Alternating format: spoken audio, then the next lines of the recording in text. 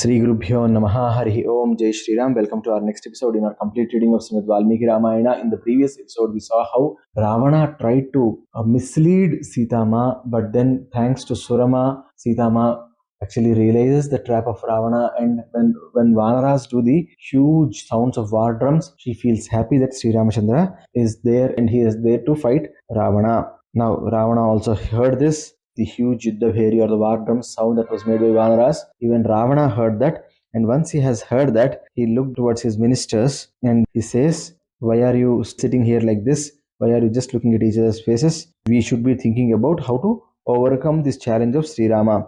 Malyavanta, who is Matamaha, means who is mother's father, Kaikasi's father, he stands up and he speaks like this to Ravana. He says, "O Raja, you have learnt a lot of things, and kings who are very, very intellectual, who have learnt a lot of things, and they can always keep their enemies under control. A good king always does sandhi, or he always reaches an agreement with the enemy whenever it is possible. Okay, and that way the kings also grow rich." See, if you think any king who is inferior to his enemy, or if he has got equal strength as his enemy, he has to go and make peace. You should fight your opponent only when you have an upper hand. So I really want that you go and make sandhi with or peace accord with Sri Ramachandra and give back Sita Ma. Please don't fight with Sri Ramachandra.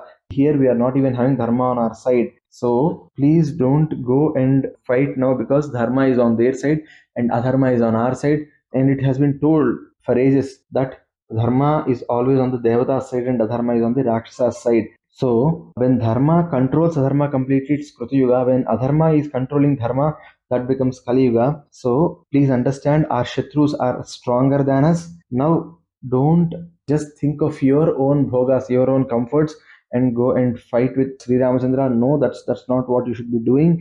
You should think about how to improve dharma in the country. So please look at that. And we are also seeing a lot of bad omens here. So please don't go. Please don't fight.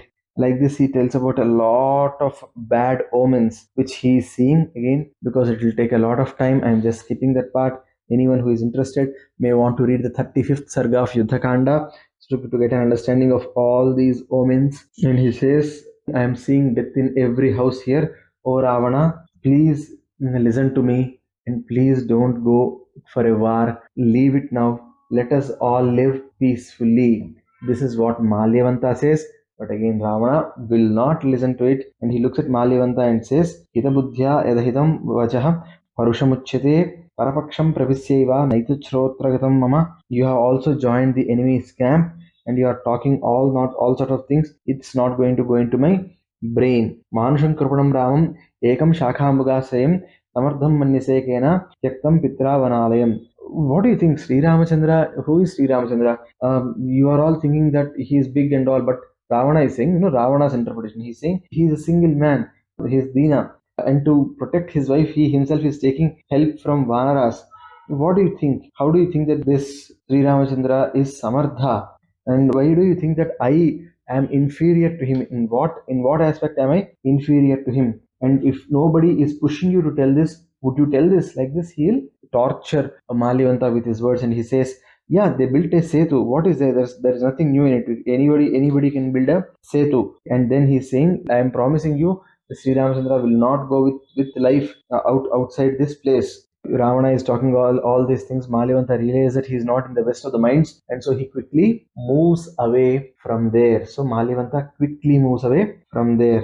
And then now Ravana is thinking about what needs to be done next. So he quickly also decides as to who would be guarding which dwara. So for the eastern dwara, he sends Prahasta. For the Dakshina dwara, he sends Mahodara and Mahaparsva. On the Paschima dwara, he sends Indrajit to save it. And for the Uttara dwara, he puts in Sukha and Sarana, and he himself also goes there, so that all the 4 entry points of Lanka are guarded very well. Daksanta Virupaksha Mahaviri Parakram Madhyame Sthapa Yadgulme Bahubhi Saharakshasaihi. Now that he has sent all 4 of his most trusted people to guard the ones, he calls Virupaksha, and then he puts them at the middle of his entire sena, and then evam vidhanam lankayam krutva rakshasapungavah krutakrutyam ivatmanam manyate kalachoitaha. So he makes all these arrangements in Lanka. The time of his death is arriving, so he's thinking, okay, I have done everything correctly, and then he lets ministers go, and then he enters his antahpura. What happens next? On the other hand, what are Vanaras doing? We have been with Ravana for quite some time now. What are Vanaras doing? What are they thinking? Well, that is something for us to see in our next episode. Sarve bhavantu sukhinah, sarve santu niramaya, sarve bhadrani pasyantu, ma kaschid dukkha bhag bhavet, sarvam suri sasmira swam charanarvindar paramastu. Swasti. Jai Shri Ram.